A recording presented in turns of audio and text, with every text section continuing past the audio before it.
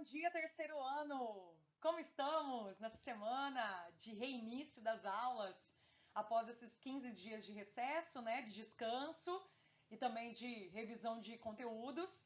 Nós voltamos com a carga toda, né, com a força total para mais alguns conteúdos da disciplina de literatura, tá? Espero que vocês estejam muito bem, né, gente? E também tomando os devidos cuidados, né? Ficando em casa e se protegendo, ok? Certo? E hoje, então, vamos reiniciar os nossos conteúdos de literatura, falando um pouquinho mais sobre a segunda fase do modernismo. Então, para quem acha que a professora já terminou a segunda fase, se enganou, porque eu só trabalhei a parte da lírica, né? Então, nós vimos nas últimas aulas, antes do recesso, aquela parte que implicava a formação da literatura poética dos autores da segunda fase do modernismo e também para a prova da UEM, tudo bem? Que foi o nosso querido Carlos Drummond de Andrade e também a neossimbolista, né, Cecília Meirelles, ok? Então hoje, depois dessa primeira parte da poética, eu dou início a uma parte que eu gosto muito, tá? Eu sou suspeita nessa parte, infelizmente não tem livros, né, autores e obras específicas para a prova da UEM, mas isso não significa que você não pode encontrar, né, no vestibular ou no PAS, questões mais abrangentes, tá, gente? Então fiquem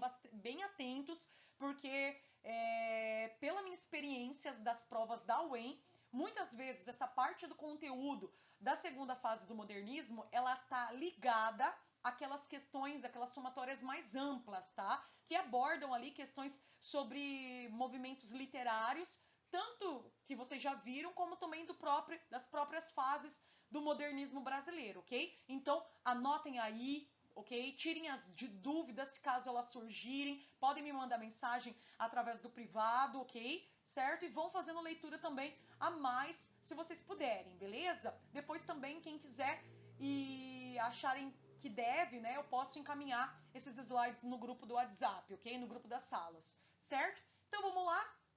A segunda, só para a gente revisar algumas coisinhas, né? Para relembrar algumas coisas, para iniciar bem esse conteúdo sobre o regionalismo de 30, tá? Então agora nós vamos trabalhar a linha da prosa brasileira, tá? Lembrem que eu falei para vocês no início desse conteúdo que a segunda fase, ou também chamada de fase ideológica, né? Fase madura do modernismo, ela é uma fase que trabalha diversas formações de gêneros literários. Então a gente tem um grupo de escritores muito importantes que vão trabalhar a linha poética, tá? Dentro desses nós vimos dois de maneira mais específica. E também, por outro lado, nós temos a produção da prosa, né? Ou também chamada de narrativa. Então é uma época muito preciosa para as construções literárias, ok? E, consequentemente, isso vai ser transmitido para essas diferentes produções e temas trabalhados durante essa época, ok? Beleza? A segunda fase, ela está vinculada a 1930 e 1945, né? E, querendo ou não, ela também trabalha essas influências históricas e sociais sobre o Brasil daquela época, tudo bem? Então, muitas questões que envolviam o Brasil, né, de forma positiva ou de forma negativa, vão ser também trazidas e vão servir de influência para a escrita literária dessa época e, consequentemente, também para a prosa regionalista de 30, tá? Quando a gente fala em narrativa, a gente fala em um texto diferente da linha poética, né? Que vai trabalhar essa noção de acontecimentos, né?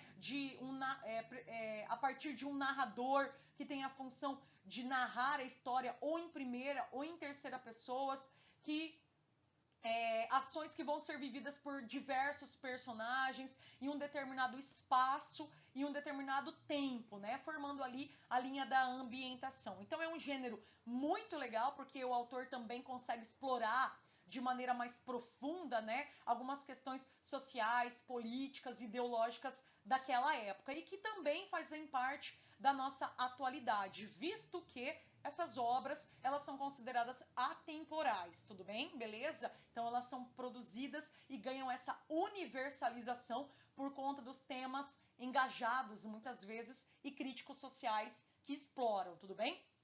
Então agora a gente trabalha a era do romance brasileiro, tá, gente? A segunda fase, para essa linha da prosa, ela acaba ganhando essa intitulação, tá, gente? Alguém pode estar perguntando aí em casa, mas professora, não é a primeira vez que aparece obras narrativas, obras em formato de romance no Brasil e também na literatura brasileira. É verdade. A primeira vez que a gente tem a produção de romances foi durante o romantismo, né? Durante a produção do romance romântico brasileiro, né? Durante ali a época de 1843, 1844, 1850, principalmente com as produções do nosso querido José de Alencar. Então, não é a primeira vez que surge na literatura brasileira, né, nos movimentos literários, as produções do romance.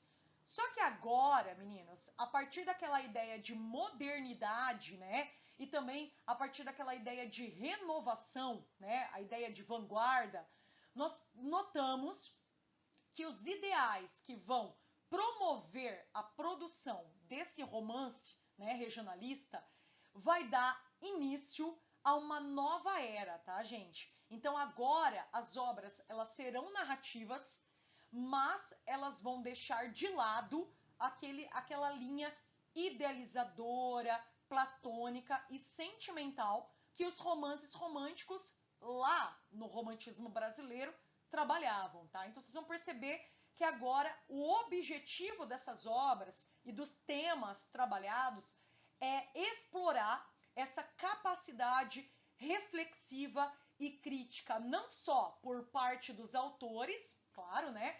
Mas principalmente por parte do seu público leitor, ok? Claro, direcionado também a partir desses aspectos históricos sociais que estavam presentes naquela época, ok? Então nós chamamos essa época da era do romance brasileiro, um romance que vem para trabalhar de uma forma diferente daquela que já foi produzida durante o século XIX aqui no Brasil. Esse romance, ele pode ter também duas nomenclaturas, né? Ele pode ser chamado de romance regionalista de 30, ok, gente? Claro que o regionalismo seria a linha temática trabalhada, né? A ambientação que essas obras vão ter, ok? Toda vez que a gente fala em regionalismo, a gente já faz uma relação de obras, né? De textos, de enredos que focalizam o universo agrário ou rural, tá? Então a gente tem essa ideia de que as obras vão trabalhar esse universo, esse ambiente rural, e ela também pode ser denominada como obra, né, como romance do neorrealismo de 30, tá? Então cuidado com essas duas nomenclaturas que podem aparecer nas provas e que fazem relação com a mesma época e com a mesma produção literária, que é o romance regionalista brasileiro de 30, tudo bem? Beleza?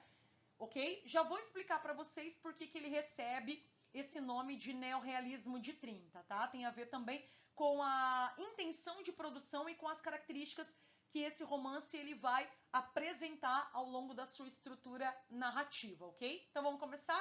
Beleza? Aqui eu trago, então, algumas ideias gerais para que vocês possam já deixar bem claro quais são os elementos que vão marcar essa nova produção do romance, no caso, né, o romance regionalista de 30, ok? A linha da prosa brasileira da segunda fase, ok? Então, primeiro, né, como eu já disse para vocês, romance de 30 reúne diversas obras em formato de narrativa ou prosa e de caráter social da segunda fase do modernismo. Ali está também a cronologia de início e mais ou menos do final da segunda fase, tudo bem? Então, uma coisa que eu chamo a atenção de vocês nesse primeiro item é a questão do formato narrativo e do caráter social que essas obras vão imprimir nas suas histórias, tá? Então, isso já torna ela realista por si só, né? Concordam comigo? Quando eu falo que uma obra tem a intenção de trabalhar essa reflexão social e de trazer essas questões sociais que realmente estavam acontecendo na época para dentro das suas obras literárias, com certeza eu já determino essa obra como uma obra realista, tudo bem? Beleza? ela vai ser chamada também de neorrealismo de 30, né? O neorrealismo seria o novo realismo ou também o realismo absoluto, uma vez que elas designam uma corrente artística moderna de vanguarda, né? Trazendo aquela ideia de reconstrução, ok?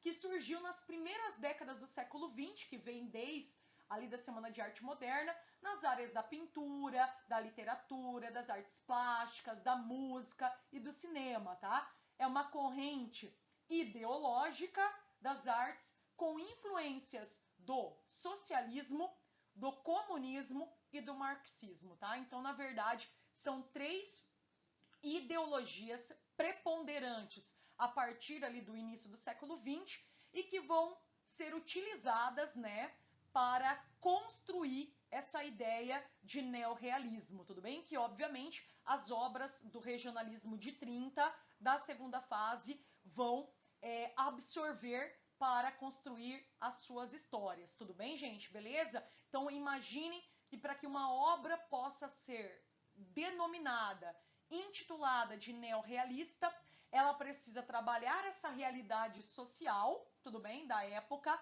precisa transmitir esses valores sociais, mas ao mesmo tempo precisa trabalhar conceitos ideológicos que vão estar ligados também a essas três concepções, no caso, né, históricas, artísticas, filosóficas, que foi o socialismo, o comunismo e o marxismo, tudo bem? Então repare que tudo aquilo que vai ser produzido pelos autores, vários autores no caso, né, dessa produção, terá uma concepção e uma concepção e um engajamento social nunca antes visto em nenhuma época, tudo bem? Por isso que nós chamamos da era do romance brasileiro, é quando ele acaba se desprendendo do seu conceito amoroso, né, do seu conceito idealizador de literatura platônica, para dar início a uma produção que busca fazer com que haja esse reflexo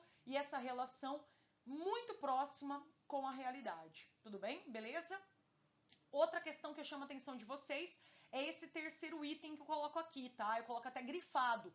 Ou seja, anotem, tá, meninos? Preste atenção, ok?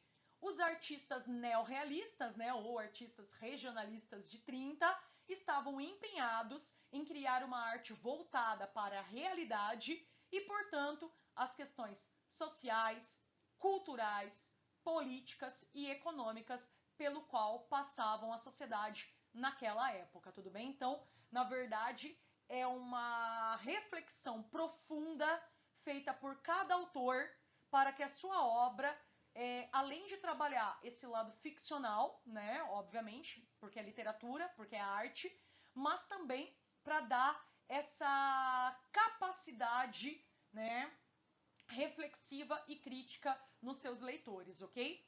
O marco inicial desse período do romance regionalista de 30 é a obra A Bagaceira, né, produzida, publicada em 1928 pelo pernambucano José Américo de Almeida, tá? Essa obra é considerada a primeira, né, obra do romance regionalista de 30 e é ela que vai fazer o despontamento para que as outras obras e outros autores muito interessantes apareçam aqui no cenário do regionalismo de 30, tudo bem? Beleza? Vamos falar um pouquinho sobre ela? Aqui eu trago algumas imagens sobre a obra Bagaceira, né? Se eu não me engano, essa é a primeira capa da primeira edição publicada em 1928, né? Esse é o autor, o José Américo de Almeida, tá? Que é um grande representante do regionalismo de 30, certo? E também o criador dessa obra inaugural, tá? O nome A Bagaceira faz relação com a cana-de-açúcar, tá, gente? Vocês vão perceber que muitas dessas obras, o ambiente construído, né, o cenário construído, parte do Nordeste brasileiro, tá? Então, muitos autores, por serem nordestinos, utilizaram o Nordeste e todas as suas questões sociais, econômicas, né, problemáticas também, marginais, para a construção das suas narrativas, dos seus enredos. Então, no caso do José Américo de Almeida, que era pernambucano, obviamente, ele vai, né, trabalhar enredos que tem como base a construção social, cultural e política do Nordeste, tudo bem? Então a bagaceira representa ali uma linha social vinculada ao trabalho com a cana-de-açúcar, tudo bem? Que era um trabalho que veio desde o princípio, né, dos primórdios da colonização brasileira, ok? Visto que a cana-de-açúcar foi a segunda manufatura de produção em terras brasileiras, depois da extração do pau-brasil, ok? Aqui eu trago um pouquinho sobre o enredo da obra, para vocês terem mais ou menos uma visão de como esse autor constrói a narrativa e que, consequentemente, traz influências para os demais autores ao longo dos seus processos literários, ok? Então, o enredo do romance trata das questões do êxodo rural, os horrores gerados pela seca, né? Visto que a obra se estipula no Nordeste brasileiro, não o Nordeste rico, né, gente? Mas o Nordeste decadente, marcado também pela sua formação climática, que muitas vezes é opressora e operante aos seres humanos, certo? E também trabalha essa visão brutal e autoritária do senhor de engenho, representando ali a velha oligarquia. O autor também buscou aproximar o sertanejo do brejeiro na paisagem nordestina. José Américo de Almeida condiciona os elementos dramáticos aos ciclos periódicos da seca, os quais delimitam a própria existência do sertanejo, né, desse homem do interior do Brasil, ok? Então, a gente tem ali, né, rapidamente um reflexo sobre aquilo que o autor trabalhou ao longo da construção da história. Então, aqui você já consegue perceber, só assim, mais ou menos, como os autores desse regionalismo de 30 vão se comportar na construção das suas histórias, né? Aqui não há espaço, obviamente, para um reflexo sentimental sobre a realidade dos seres humanos e dos nordestinos naquela época, né? A intenção, na verdade, é trabalhar esse lado dramático e esse lado muitas vezes bruto, né? Marginal, que o homem do sertão passa por várias questões que podem ser desde a geografia, do clima, como também pelos aspectos opressores da sociedade, ok? Então tem muitas questões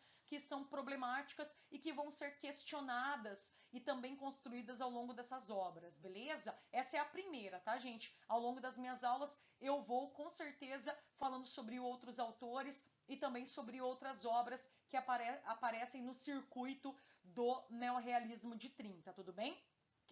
Aqui eu trago novamente um pouquinho do contexto histórico brasileiro daquela época, né? Só para a gente relembrar, visto que muitas questões que estavam envolvendo o Brasil, né, o governo brasileiro, a situação do Brasil daquela época, serão reflexo das produções das obras do romance regionalista, tá? Então é só para a gente relembrar algumas questões sobre a história do Brasil, tá? Então, primeiro, essa questão de que o Brasil vivia uma grande crise econômica, política e social, vinculada também àquela ideia da Grande Depressão, né? A quebra da Bolsa de Nova York, ocorrida em 1929. A gente percebe que por conta da depressão, a política brasileira e principalmente a economia brasileira estava vivendo um período de problemas muito graves, né? Por exemplo, a questão da cafeicultura aqui no Brasil, né?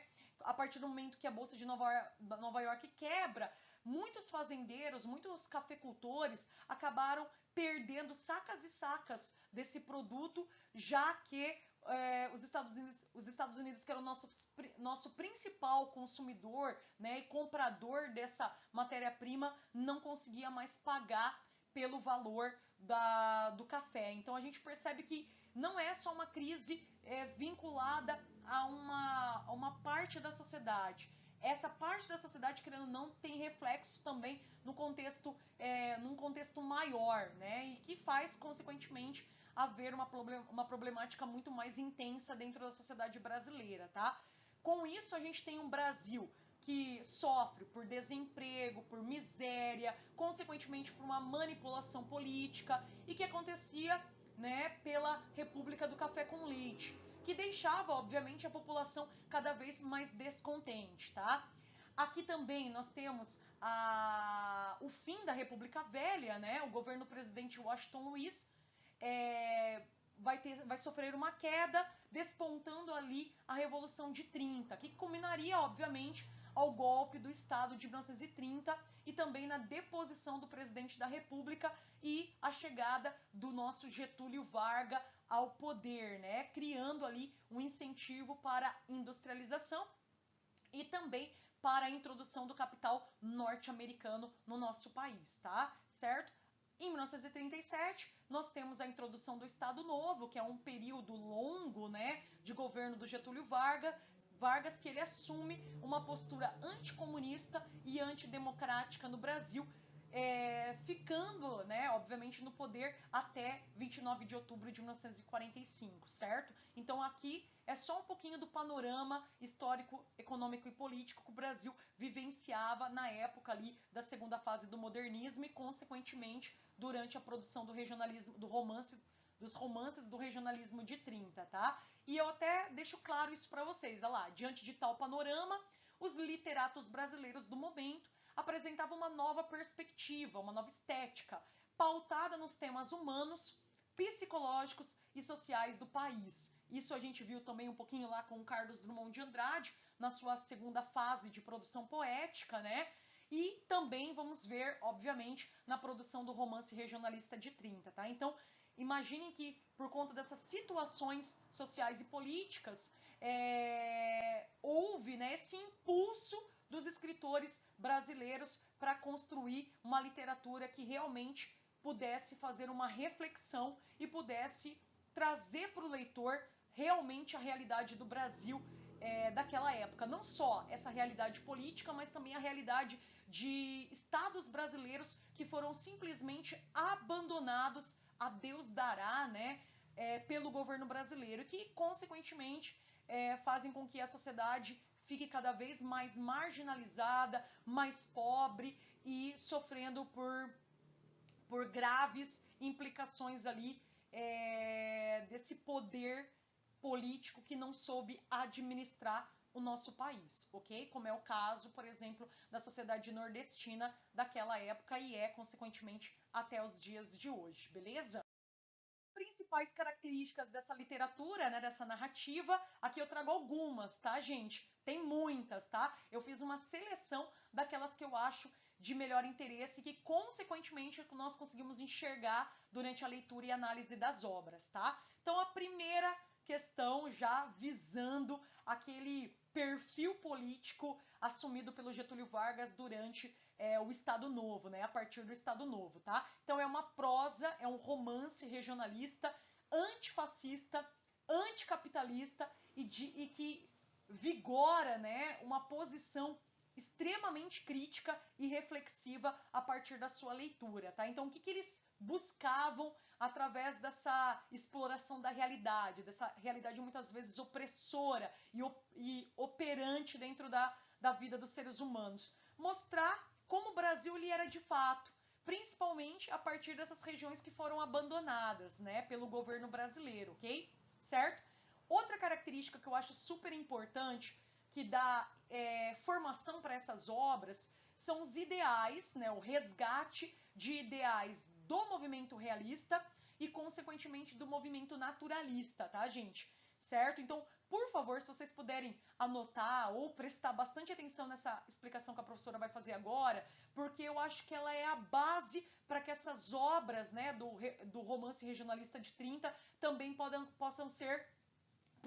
puderam ser formadas, tá? Então, toda vez que a gente analisa algumas características que vão estar presentes nas obras, nós conseguimos perceber que existiu, por parte dos autores, né, influências e resgate de algumas características do realismo e, consequentemente, do naturalismo, tá? Sempre visando, né, negar também aqueles princípios que o romance romântico regionalista trabalhava ali durante o século XIX, tá? Então, é uma formação literária que vai ser construída de uma maneira oposta àquela produzida pelos nossos românticos ali a partir de 1843. Tudo bem? Beleza?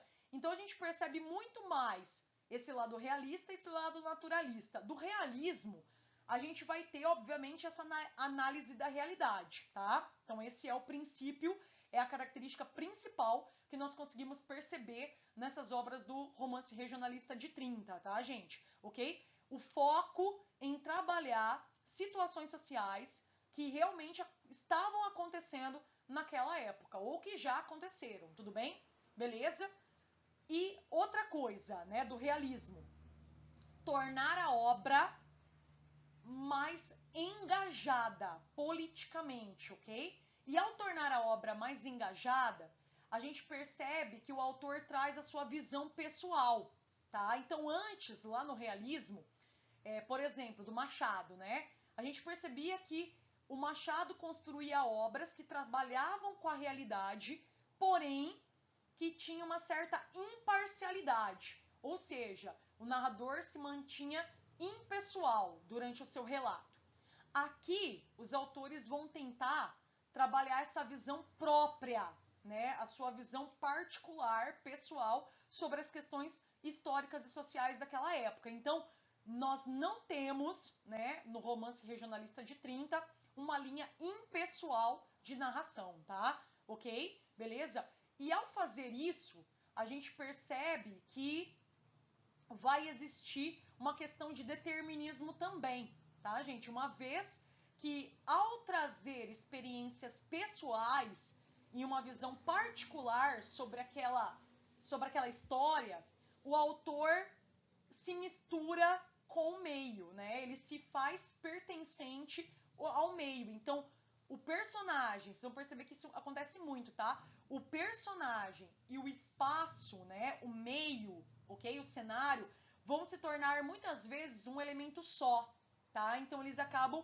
se unindo para a construção dessa perspectiva mais próxima e mais íntima do autor, tá? Então tudo isso é reflexo do realismo e com certeza também do naturalismo, que visava trabalhar essa importância do meio para a formação humana e social, tudo bem? Lembra que a gente tem aquela ideia do determinismo, né? Que, obviamente, o homem, as condições de vida daquele homem, né, são determinadas pelo meio no qual ele faz parte, né? O qual ele faz parte. Então, a gente tem essa ideia trazida desses dois movimentos literários, beleza? Certo? Então, do realismo ele traz essa investigação da realidade, né? E a linha crítico-social, ok? Essa preocupação em transmitir esse lado real para as obras. E do naturalismo, ele traz essa noção de determinismo, né? Ou seja, tornar a obra, né? Construir a obra a partir de uma visão particular do seu autor, né? Uma visão pessoal, fazendo com que o meio, né? O ambiente, tenha essa aproximação íntima com o narrador, com o relato. Tudo bem, gente? Beleza? Então, obviamente, nós conseguimos construir a obra de uma maneira mais verossimilhante. Tudo bem? Beleza? Certo? Vou parar por aqui, ok? Na próxima aula eu falo novamente essas questões e a gente dá continuidade a essas características que vão estar presentes na obra do romance regionalista de 30, tudo bem? Beleza? Fiquem bem e aguardo vocês na próxima aula. Um beijo e até mais!